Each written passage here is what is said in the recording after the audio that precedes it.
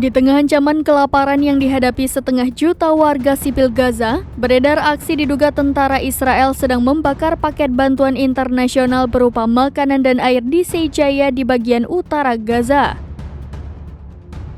Tentara IDF membakar bantuan kemanusiaan untuk warga sipil berupa persediaan makanan di utara Gaza. Saat membakar bantuan makanan dan minuman itu, terlihat wajah mereka puas dengan senyuman lebar tampak di salah satu wajah prajurit.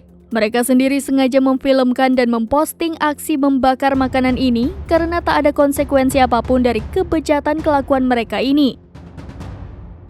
Tentara Israel membakar bantuan perbekalan untuk warga sipil Gaza di lingkungan Shejaya.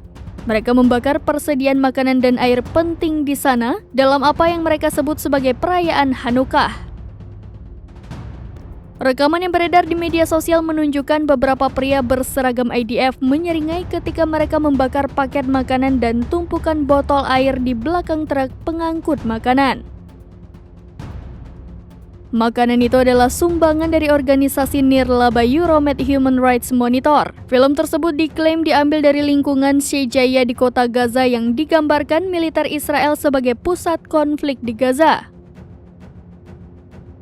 Mereka mengklaim serangan semalam menghantam pusat komunikasi militer pejuang Hamas dan terowongan bawah tanah di Gaza Selatan serta komando militer pejuang Hamas di Shejaya, kata sebuah pernyataan militer IDF.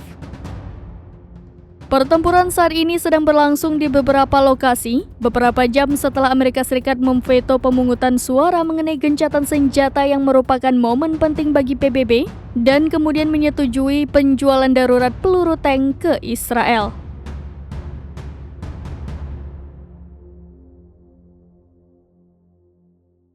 Download Tribun X sekarang, menghadirkan lokal menjadi Indonesia.